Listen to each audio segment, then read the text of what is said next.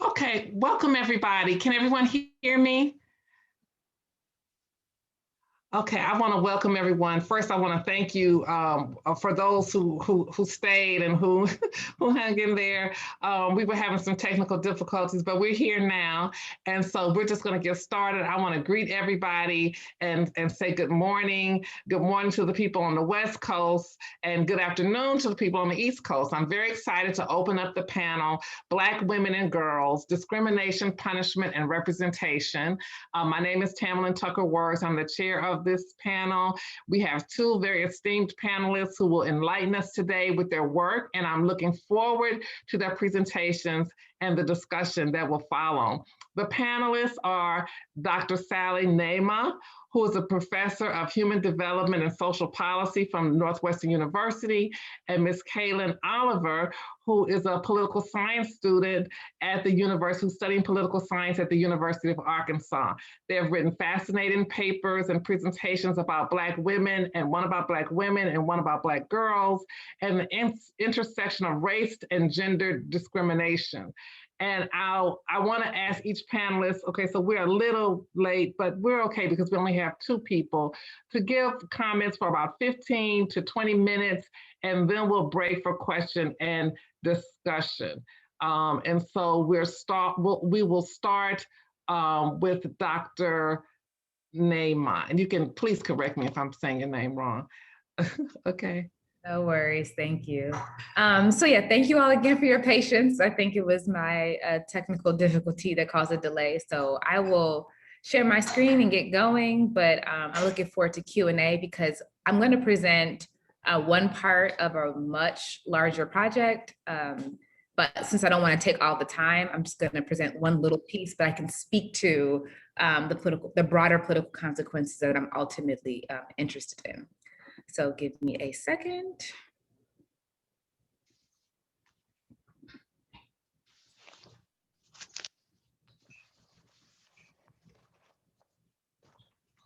Okay, so I'm going to begin by recalling a familiar story that received a lot of national attention. That is about the 15-year-old girl named Grace, who in May 2020, again, received national attention because it was revealed that she was arrested and then detained for not completing her online schoolwork. Now, as many of you all know, she joined 25% of the nation's school children who had not completed their online schoolwork in the middle of a global pandemic. And yet it seemed that she was the only one arrested and detained by it, or at least the headlines would suggest such. But we know that that wasn't the case. Grace was not alone and hasn't been. One thing that is pretty clear in the United States is that from slave codes to Nixon's war on drugs, the racial violence and incarceration of Black girls has been a central and consistent theme of American democracy. The first girl lynched in America was Black. It was 1786, and she was 12 years old. Over or close to 100 years later, Black girls would go on to be 19 times more likely to be arrested than their white female counterparts. In present day, this has not changed much, as we know from more contemporary headlines. For example, that of the 6-year-old Black girl who is pictured here, who was also arrested for throwing a temper tantrum in Florida. And this goes on to affect the lives of Black girls more broadly. Starting as early as preschool, Black girls represent 23% of the public school population, but close to 50% of those preschoolers suspended. As they enter primary school, Black girls are 6 times more likely to get suspended compared with white girls. In middle and high school, so again, we're going up the educational ladder, Black girls represent 16% of the population, yet they represent 44% of those arrested. And then once they are arrested, Black girls are nearly 4 times more likely than white girls to be incarcerated. And as adults, Black women are in prison at twice the rate of white women. And so these jarring statistics exist, and yet despite them, we talk little about them in political science, especially in work on public opinion.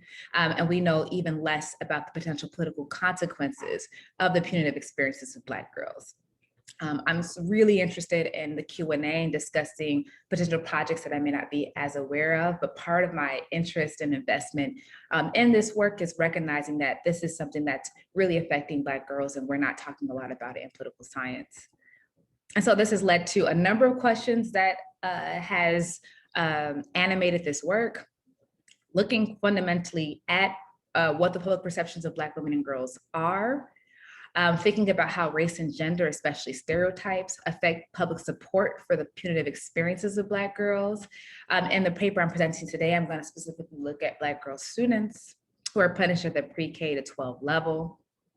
And then starting to kind of mull and think over, and I have an entire project on this too, about how punitive experiences that Black girls face may affect them as they become Black women, and just separately looking at punitive experiences that Black women face and how this might end up impacting their political participation. The current and existing literature in political science and education, especially in political science, has largely focused on Black men, or it's not disaggregated. So it's kind of aggregate level population data. From this work, we know that most Americans, for example, support Black men's incarceration, particularly if they perceive the justice system as fair. However, studies on the political perceptions of Black women and girls are, as we said before, pretty rare in political science.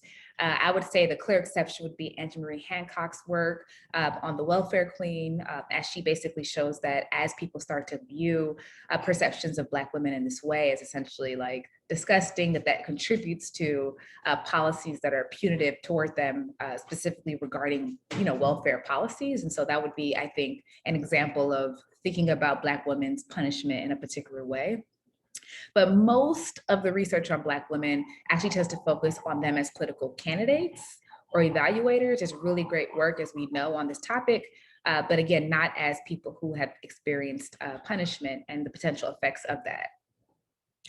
The limited research that exists on this topic sits a great deal in education and suggests that dominant group stereotypes of Black women and girls' behavior, so this idea that Black girls are being too loud or mature or sexual, are inconsistent with traditional feminine norms, and that this is what helps explain their disparities in punishment.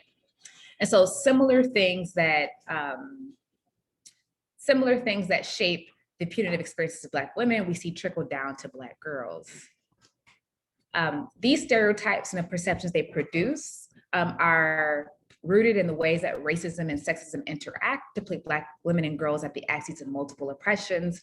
That's popularly known as sort of the dominatrix of oppression, also known as intersectionality.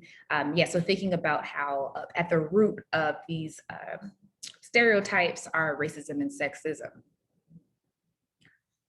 So as it really pertains to Black girls in particular, this is culminated. So this dissonance between what they feel like Black girls should act like or be like, and as opposed to the feminine norm, or as a deviation of the feminine norm, has culminated in education research as a part of the theory of adultification. And it's this idea that the process by which Black girls are viewed as more adult-like and thus less innocent relative to white girls of the same age. A recent study in the kind of education, gender, and punishment space that's gotten a lot of attention is work by Epstein, Blake, and Gonzalez, which basically revealed that white respondents viewed Black girls as adults as early as the age of 5, suggesting that adultification may explain the punitive experiences of Black girls. This received a lot of attention because this was actually earlier than even the age at which Black boys were viewed as adults, which was about 10. So that suggests 5 years earlier.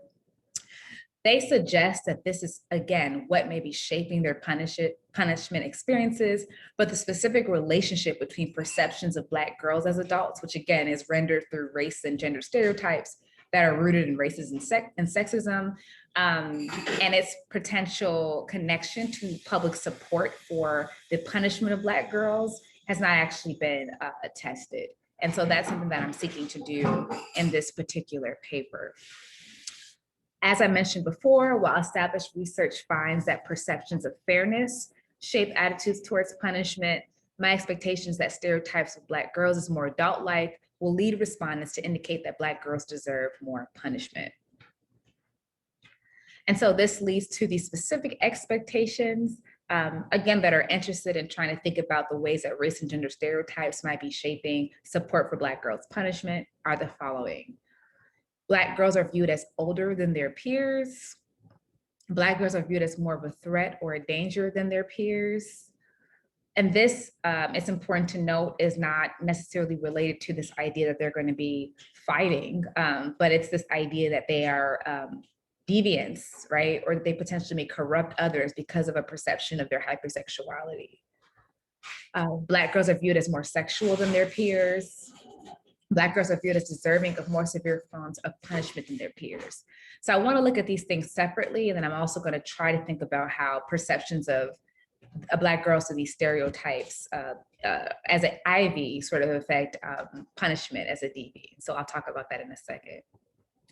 So altogether, I expect support for Black girls' punishment to be in part dependent upon the extent to which students' behavior is consistent with racial and gender stereotypes. In order to do this particular investigation, respondents in a survey were randomly assigned a scenario regarding a dress code violation. And this varied by race and gender, and I used the following names: Keisha to indicate a Black girl, Emily to indicate a white girl, Jamal to indicate a Black boy, and Jake to indicate a white boy. It was about 400 people involved in this particular experiment. And this was conducted last March, right before the pandemic became seen as sort of a national issue. I should mention that we did a replication in October. I'm going to talk about that as well. Names were selected based on those used in previous work as indicative of providing certain race and gender signals. And the content of the dress code scenario was really developed based on the plethora of qualitative research that suggests that punitive experiences of Black girls often begin at the schoolhouse, which is why you see these suspension rates of preschoolers who are Black girls, right, start so early. That it suggests that this sort of school to confinement pathway, it begins pretty early on. And in my own work, I talk a lot, I use qualitative work to talk about the scenarios in which Black girls find themselves punished. And so that's part of where the content comes from. And the particular scenario is the following. Obviously, the blanks are varied based on the condition that the respondent received. And I'm going to read it by filling in the name Keisha. Consider an instance where a student named Keisha is wearing shorts to school. When Keisha arrives to class, the teacher tells Keisha that her shorts violate the school's dress code policy. The teacher tells Keisha to leave class and to go to the office. This also isn't the first time that Keisha has worn clothes that violates the school's dress code policy. For example, she has previously worn tank tops that are against school rules. I could talk more about why dress code violations are a particularly important scenario to think about when considering the gendered nature of punishment in the Q&A if you all are interested. But I wanted to show you all the particular scenario that was provided to respondents. Following the presentation of the scenario, evaluations of culpability or innocence were measured by replicating items developed by in psychology work by Goff, as well as in the work that I referenced earlier in Epstein, Blake, and Gonzalez. And so the specific questions that were asked were if the student was acting older than their age. This is, again, part of trying to get to the adultification piece. If the student posed a danger or a threat to others, if the student was knowledgeable about sex, and if the student was provided with the appropriate level of punishment for their behavior. All right. I want to, before going into the findings for each of those things, just show our measurement of the treatment and effect or the manipulation check. Before that, we could basically see through the scale, which is 0 to 1, and the kind of tight bounds around the confidence intervals, that it looks like the manipulation check was pretty effective. People were able to determine that the names Keisha and Jamal were names of Black students, and that the names Emily and Jake weren't. And we saw that the compliance, so to speak, was around 40%. I'm going to actually show the results of all respondents, so even those that didn't necessarily comply, as a more conservative demonstration of this investigation. But it's important to note that if we really looked among those for whom the manipulation checked only, that we would even see even stronger measures, stronger evidence of what I'm going to show you. Okay, so now for the first piece. So first we looked at the question of if students are acting older than their age. And here we see a gendered difference. I want to remind you again that this is a 0 to 1 scale. It's been rescaled for ease of interpretation. And so you can multiply it by 100 and basically get the percentage, which you see here on the side.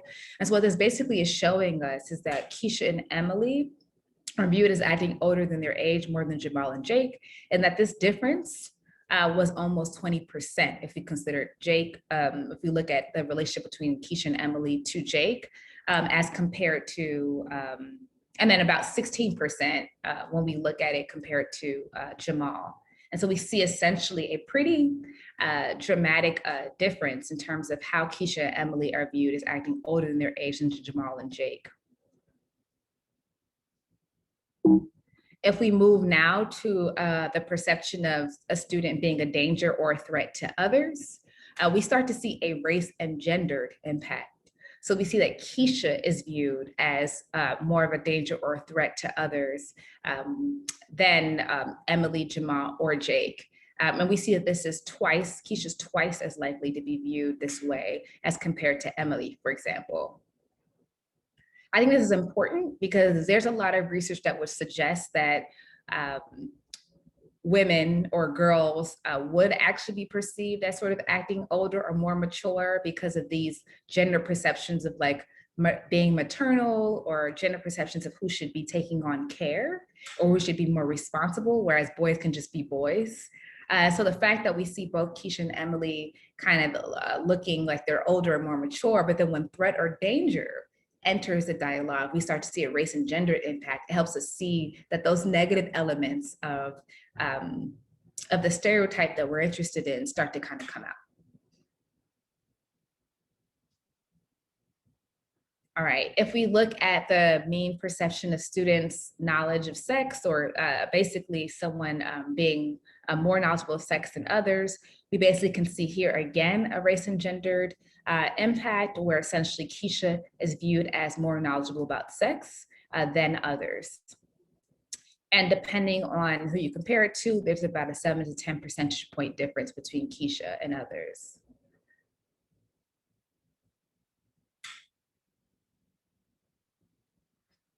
Finally, we asked if punishment, which was suspension, was appropriate level of punishment for what had actually, what the violation that had been conducted. And we basically see that it is viewed as most appropriate for Keisha, but less appropriate for Emily, Jamal, and Jake. Basically meaning that the harshness of the punishment, or the perception of the punishment, is viewed as okay for Keisha, but it's too harsh for everyone else. I do want to acknowledge that just between Keisha and Emily is significant at the 0.10 level, but in our replication, we are pretty sure that that distinction between Keisha is important in terms of being able to hold up.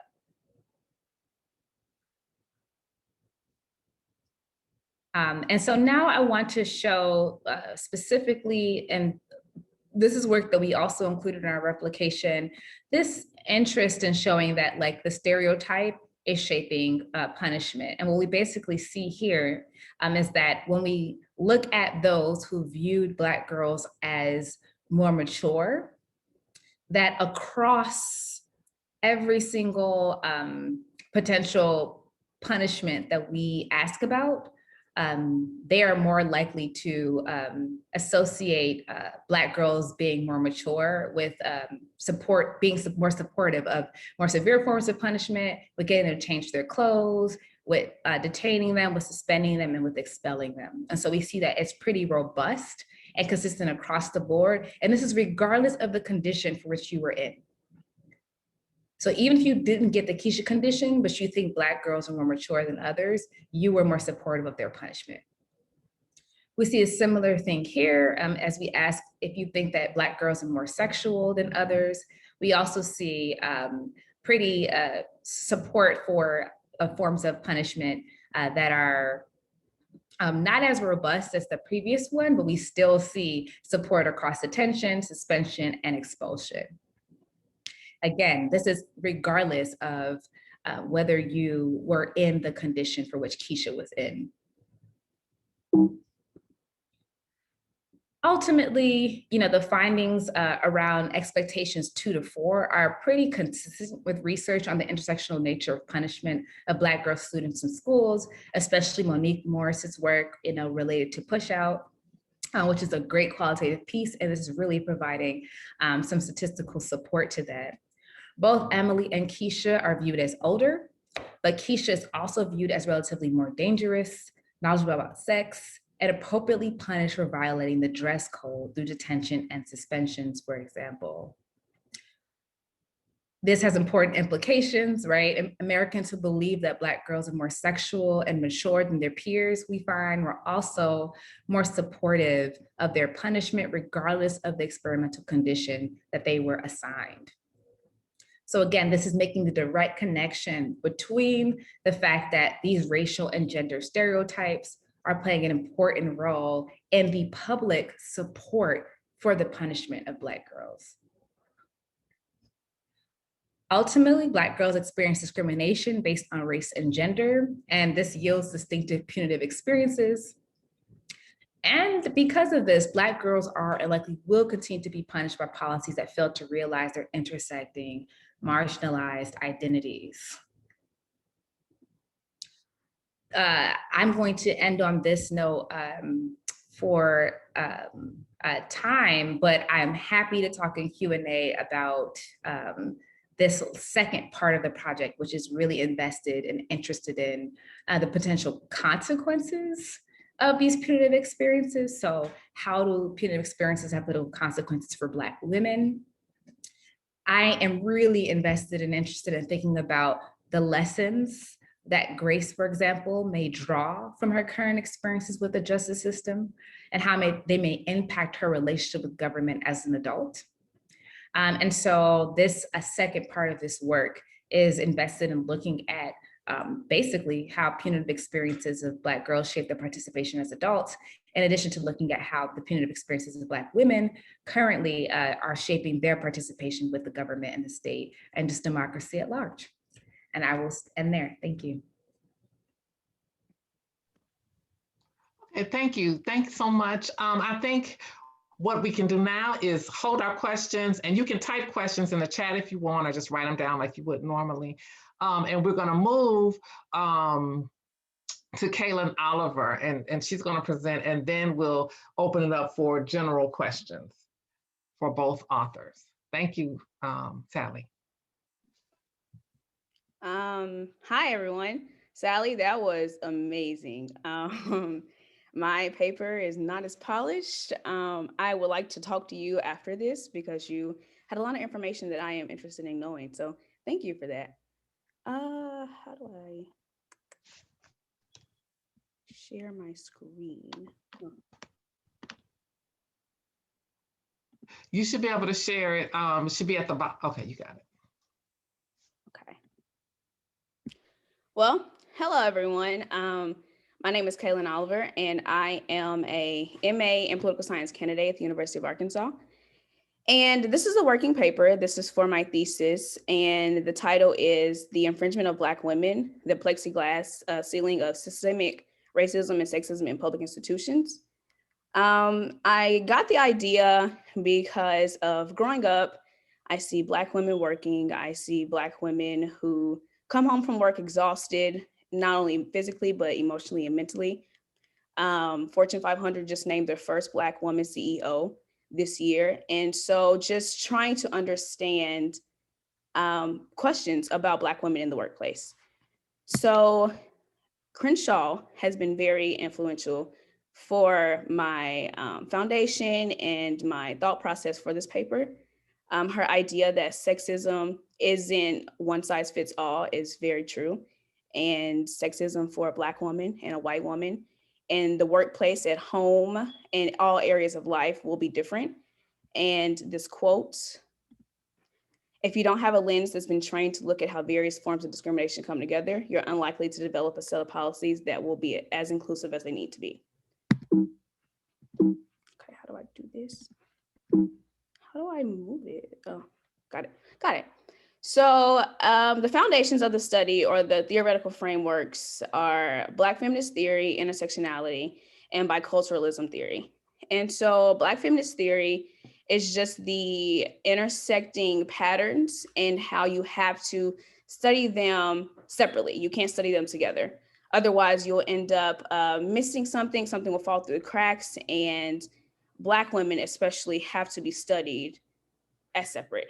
And so intersectionality is just the incorporation of it all. It's just the interconnected identities of people of color, of different groups, different backgrounds. And specifically for this paper, it's just the context of Black women politically and socially, and those different separate identities, and how these separate identities create different modes of discrimination.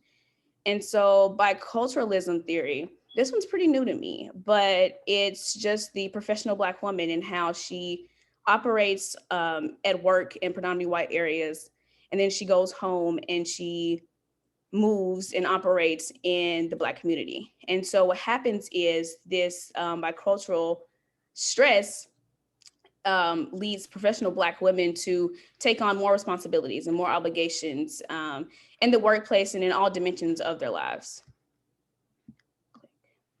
So for my literature review, I broke it up and grouped it together for 3 parts. And so for the private to public spaces, I think that the history of Black women in public spaces is so important because of whether they were pushed out or they weren't allowed in there, or they were given very, very limited roles.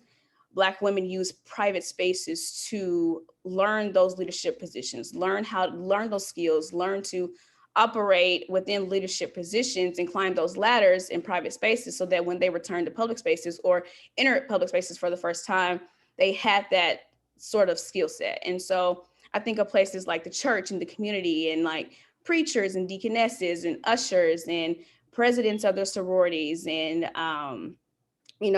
leaders and directors of the Boys and Girls Club in their community. And so this leads into the need for Black people to have separate spaces. And so I mentioned those sororities, not only were they not allowed to go to college, but they weren't allowed to participate in the sororities and fraternities that were allotted for white people. And so Black people have these spaces that they created so that they can be intellectual or as social or as political as they want to be without their white counterparts, looking at them or side-eyeing them or judging them because of their gender and or skin. And so these Black spaces include HBCUs and sororities and Black feminism, womanism, and even the Congressional Black Caucus. And so I thought it was important for any research about Black women to always include, Black feminism and womanism and intersectionality, because that you need to have these concepts so that that the Black women are not monolithic, that you have to look at the different identities and look at the different intersections that go into being a Black woman, because all Black women are not the same. No Black woman is the same. And so it's important to studies and for research on Black women to look at these different intersections. And so, and then once you start to understand that they are not all the same and that they are different, and look into those different intersections and overlappings, then you will start to understand other oppressed groups. And so these lead to my research questions. Are the continued numbers of Black women in leadership positions within public institutions due to race and gender discrimination? And what are the ways that discrimination in the workplace have manifested for Black women in the 21st century?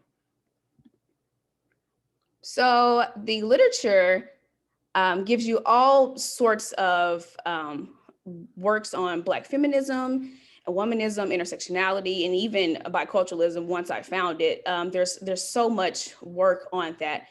But until the book Our Separate Ways, there were not many works and studies on Black women in the workplace setting.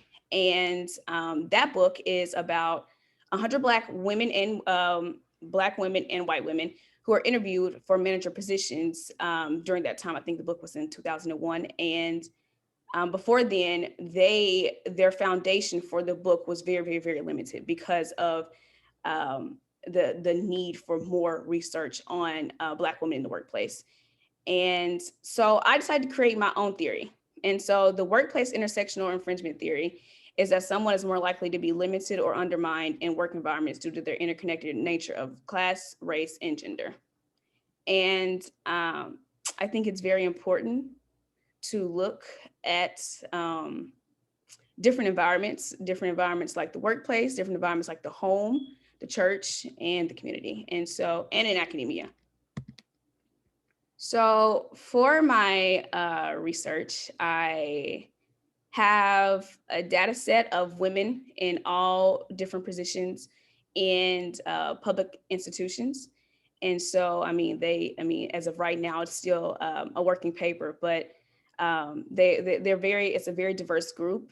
And I wanted to just start with someone who is very, very, very embedded in a public institution that's a Black woman. And so by way of snowball sampling, she thought of someone who could give me the best answers or point me to someone who can give me the best answers or who would fit this study perfectly. And it just, snowball sample, it just grew and grew and grew. And so I plan to interview 5 to 6 more women, but as of right now, this is what I have. And for the research, I created my own coding. And so for the coding, I took pieces and bits of conversations or interviews or, speeches that I've heard of Black women and the different things that they experience and their testimonies of their experience in the workplace. And so I created the 5 categories, and it's racial aggression, gender aggression, social isolation, nepotism, favoritism, and lack of mentorship and sponsorship.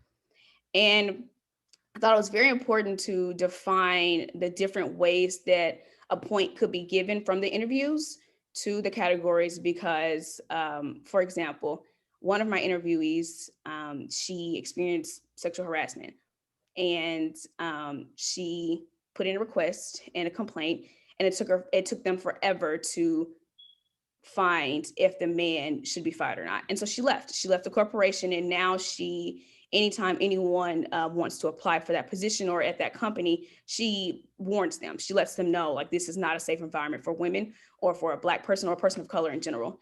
And there was another person who was sexually harassed in the workplace and said that, that was one of many factors that caused her to leave years later from that corporation. And so the nuances of these 2 different responses, they both get a point, but it gives me a more in-depth or a different window to look into their experiences and give me different answers. And so for these categories, I think that for me personally, as the researcher, I think that lack of mentorship and sponsorship is the most important because of an interview that I had who a woman just said she didn't care.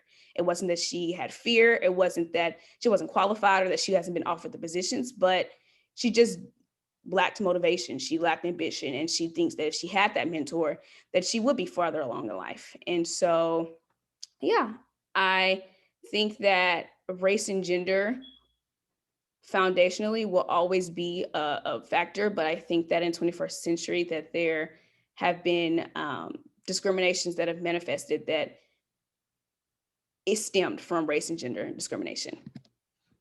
And so these are my preliminary findings. Racial aggression is at 3, gender aggression is at 4 points, social isolation is at 4, nepotism, favoritism is at 2, lack of mentorship and sponsorship is at 2. And from my findings and from the data that I have so far, I think that gender aggression and social isolation will continue to be at the top of my findings. And so thank you guys for listening, and I can't wait to hear your comments and feedback.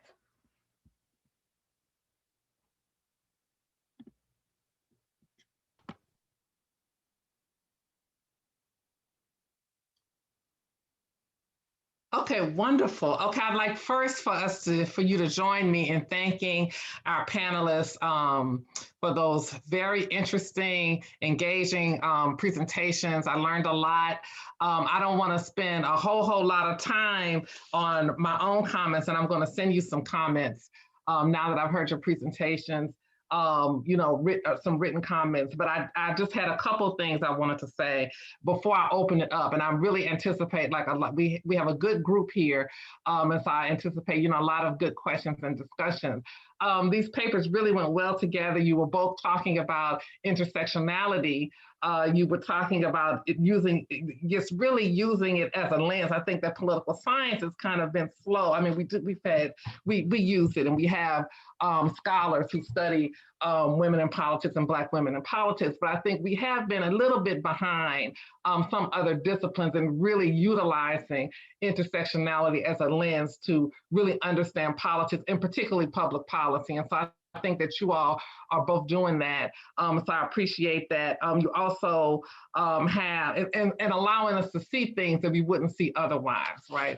And so I also think that you have some rich data that I'm really excited to hear more about your findings and what you're pulling from, Kaylin, from your interviews of the women public administrators.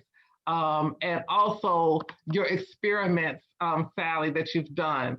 It's just so interesting, just that wealth of data that you have gathered.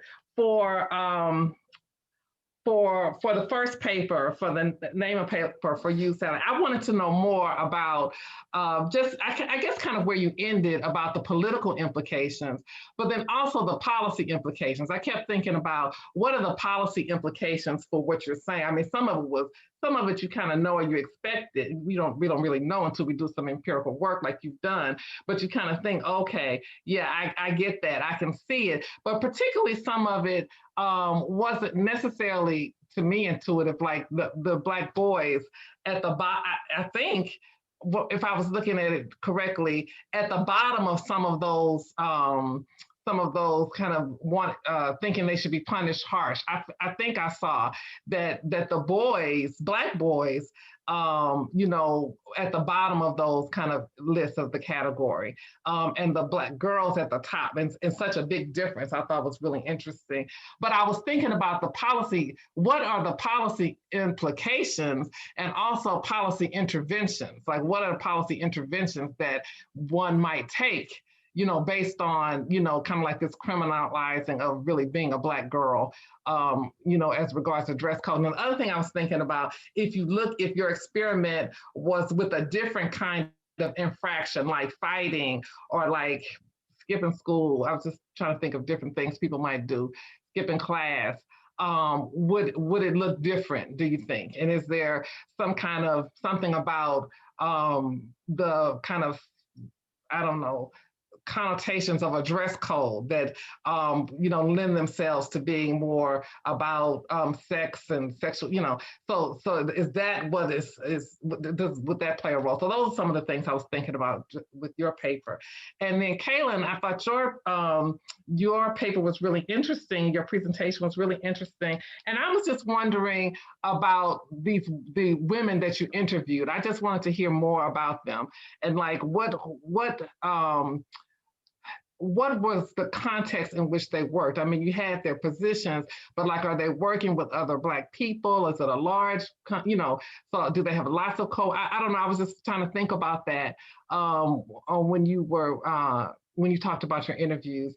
I also wanted to know what you expected to find. I like how you talked about your coding process after you got your interviews. But what did you think that you would find? And you talk about some of your findings, but what did you expect? And was it what you expected? And if not, what was surprising about what you found? So those were the two kind of questions that I had, and you can answer them, or we can just open it up if there are. I don't see any questions in chat, but people might want to ask questions, or so maybe you could just start with answering, and then we'll go to the chat. I see one there. Okay. Yeah, I think I'll start. But I heard a little bit of echo. But yeah, so I think you asked really great questions that I've been thinking about, and I'm still thinking about, and interested in other people's perceptions of. So first, on the question of, you know, Black boys and sort of what's happening there, I think is connected to your point about if we would have looked at a different kind of infraction. So as someone who identifies largely as doing qualitative work, one thing that I found interesting about doing the experimental project was trying to understand or determine what actually makes sense to measure when we're thinking about the gendered nature of punishment. And for Black girls, part of why their punishment is invisibilized is because we measure punishment through things like incarcerations, you know, being incarcerated. We look at fighting, those kind of things. Whereas the gendered nature of punishment is such that punishment for girls might look like forcing them to change their clothes. It might look like policing their tone, right? It might look like making them, you know, just be more quiet. And so because those things aren't typically measured, we typically, if we honestly, the way that we examine punishment is obviously gendered in the direction of a more masculine way of thinking about it. So what the dress code violation scenario sought to do was to take all this great work that we know about how punishment is gendered, about how Black girls' punishment tends to be invisibilized, and create a scenario where they were actually centered. And so that's why we didn't actually look at like a fight or something like that, and thought that was a really important intentional decision on that part. And I think that relates to, you know, the Black boy piece. So that's why you may not see the reaction towards Black boys in the same way, because they still get the benefits, which is what intersectionality is all about, right? Like they still get the benefit of the kind of boys being boys as it relates to this sort of sleeveless scenario that a Black woman wouldn't get, or a Black girl wouldn't get, because she's at the intersections of both of those things. And so in some ways we would expect this to be working if we saw Keisha having a different experience than others. Now, in our replication, we did notice that like when you ask questions about danger, it does prompt some certain ideas about masculinity in Black men. And so we started to see Black girls like Keisha and Jamal look a lot alike in our replication where we asked for more, when we included more people, and we had a less liberal sample. And I think that is kind of to be expected because of how stereotypes around Black men as violent and aggressive loom so large, you know?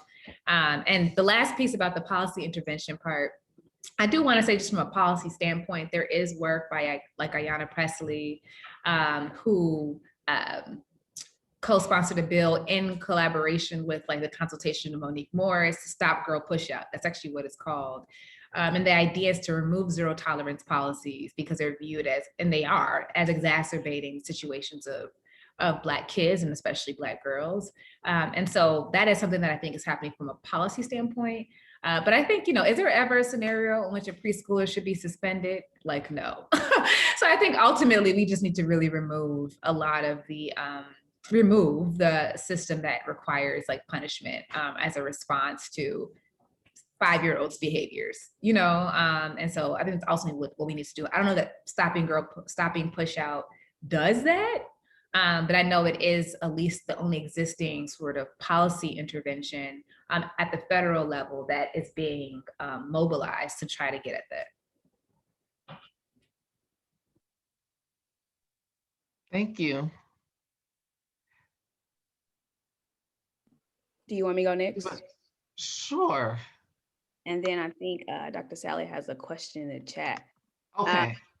So about these women, let me look at them. So for a lot of them, they were one of like very few Black people in their positions or on their level within their cohort or of sorts. Some were the only women. And so I have some that live in Jackson, Mississippi. I have some that live in DC.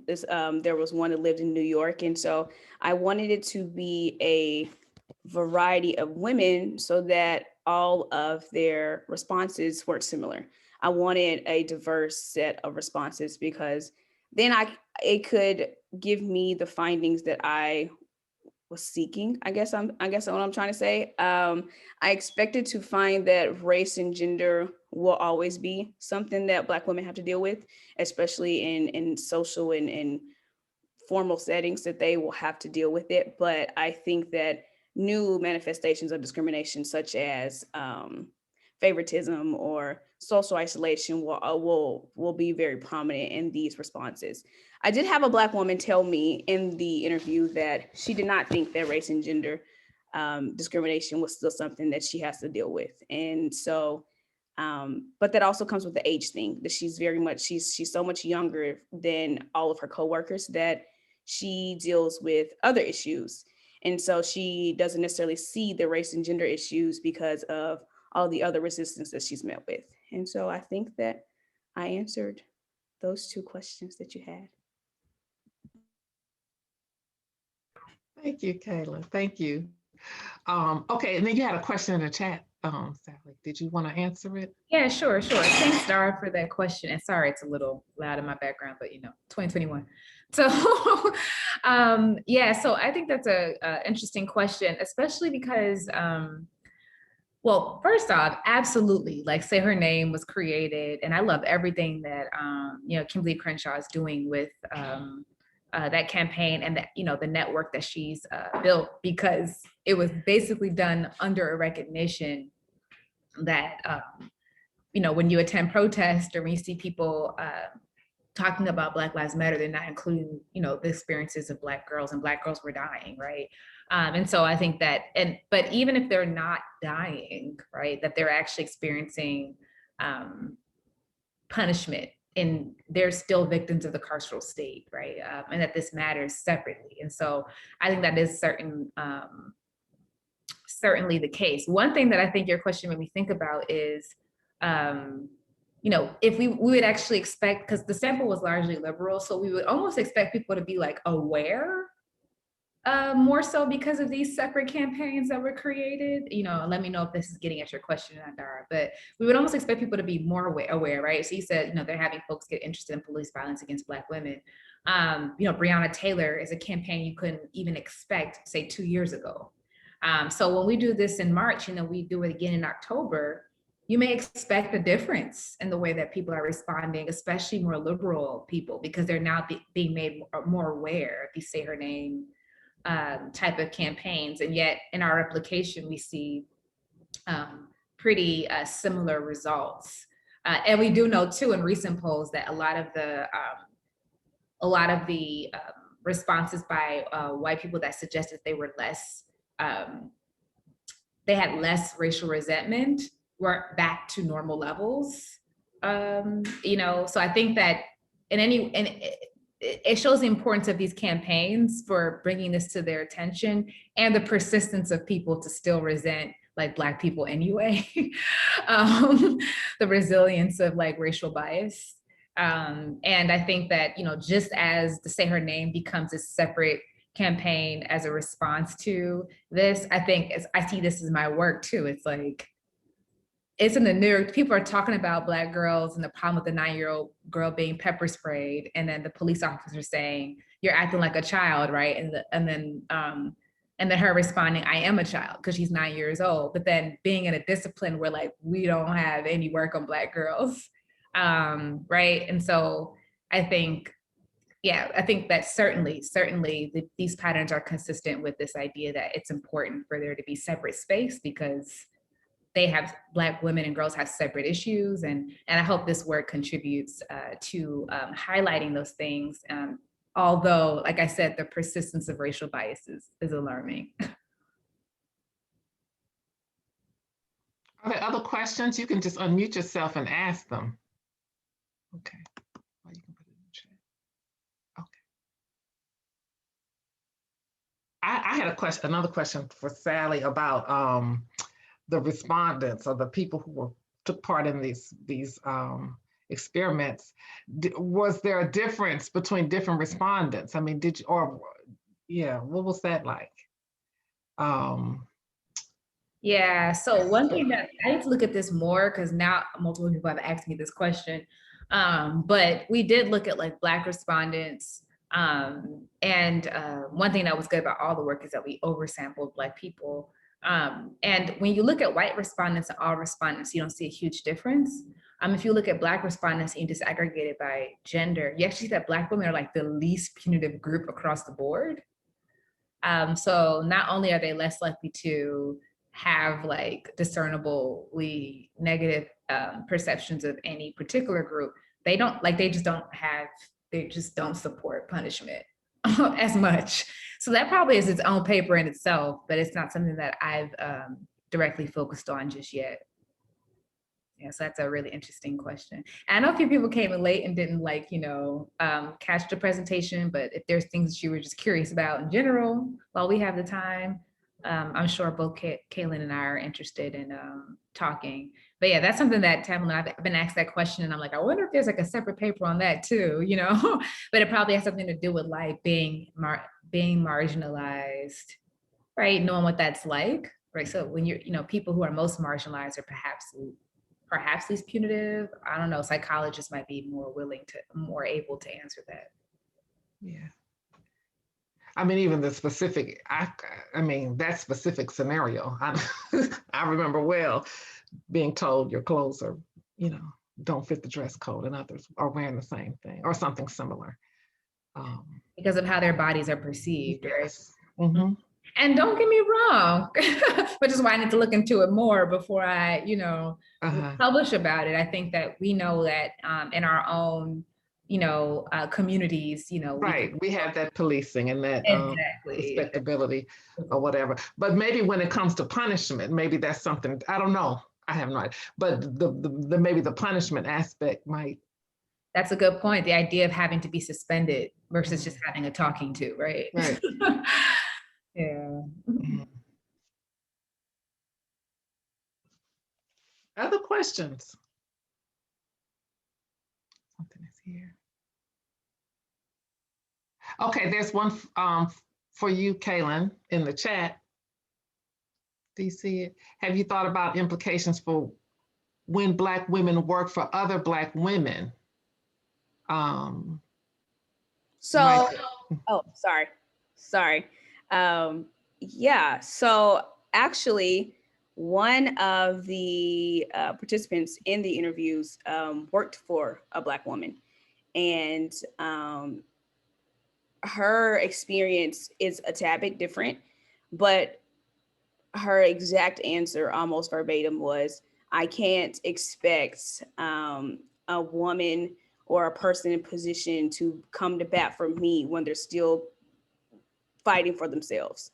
And so, this is the associate director of the Office of Diversity and Inclusion. And so, when she's at a predominantly white institution, she is still fighting for herself. She's still fighting for her position and getting funds for her, forums or RSOs that she's trying to create. And so when you have them coming down your throat as the director, it's almost like you're a tad bit scared to fight in my favor.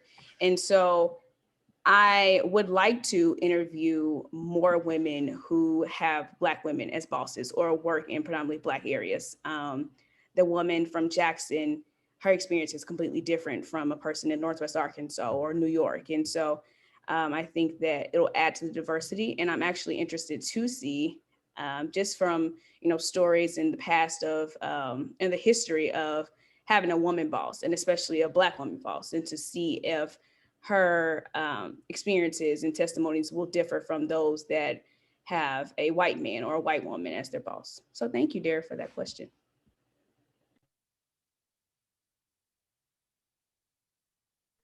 To follow up with that, Kaylin, I think you said that, I was trying to find where I wrote it, but I can't find, but I think you said that about mentoring, that mentoring was kind of the most important factor that you found. I wondered if you could talk more about that, like, and if there were other things that were surprising to you or something that you were most thought was a really important finding.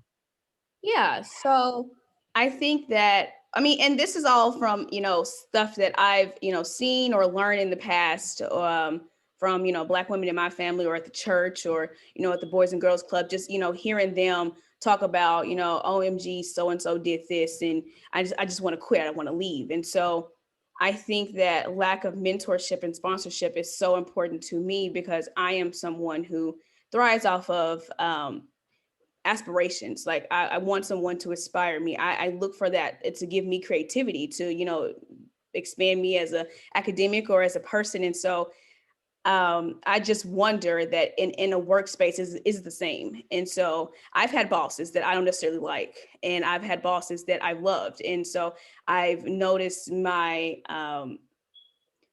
my development in both settings, and just wondered if that is a major factor. If you don't have a confidant to, talk to, I mean, and not just, gossip or anything, just know, like, can you believe the policy they just implemented, or can you believe this, and have someone who will understand and have your back. And so, and have someone who will recommend you for these promotions, and recommend you to leave. It's time for you to leave. This is no longer a good environment for you to grow. And so if people don't have that, do they get complacent and stay in these roles that continue to make them small? I mean, they have potential, they have the skill, they have the education.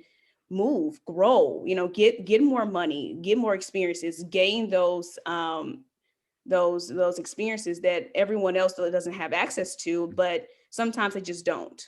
And I don't know if it's fear or lack of ambition, because no one is encouraging you, or, or it's just complacency. So I think it's important, but I put that in there to see if everyone else thinks it's important, to see if they think it's important to have that mentorship, because maybe they left because they were isolated, and maybe they left because of the maternal harassment, which is part of the gender aggression category, where I'm a single mom. I have to leave work early every day because my child needs to be picked up from school, and I can't afford daycare right now.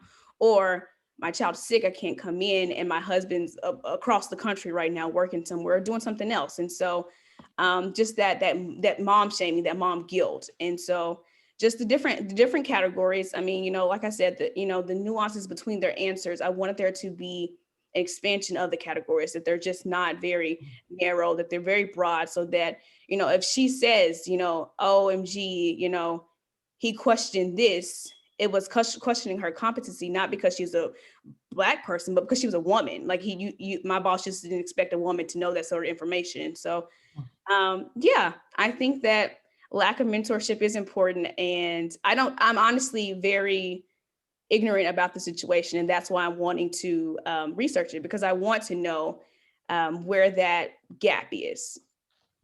So thank you. Thank I just you. had a quick comment about that. I just think that, and it's probably because I have a punitive lens on, but I think, thinking about mom shaming, right? Or like those are gendered forms of punishment as well, right? So being able to actually ask for what you need, but you can't because of fear of retribution, or even the idea that you perhaps will be perceived differently, or people will not promote you, right? That's a form of punishment, right? That we see that Black women are probably having to deal with. And there was other thing that you said that was super interesting, was that sometimes, like, it's better for them to leave and they need someone to tell them that. So it's like, I think a lot of the conversation around mentorship and promotion is about like needing someone to sponsor speaking. Exactly, as opposed to someone actually telling you, like, this environment is not an environment that's going to actually help you be able to go to where you need to go, and having someone to be able to tell you that. I just thought that was really different in the things they're talked about. Okay, thank you. Okay, so we have done so well. It's now 2:00. We're supposed to end on time, and I think we did a great job. We had a rough start, but we we came through. So I want to thank again the panelists. You were wonderful, Kaylin and Sally. I really appreciate it. This was a really great way for me to start off NCOBPS. And so just thank you for that. And I will see you all at the next panels. I see you when we see each other in Zoom. Okay, so thank you so much, and take good care. And I will be in touch with you, both of you too. Okay.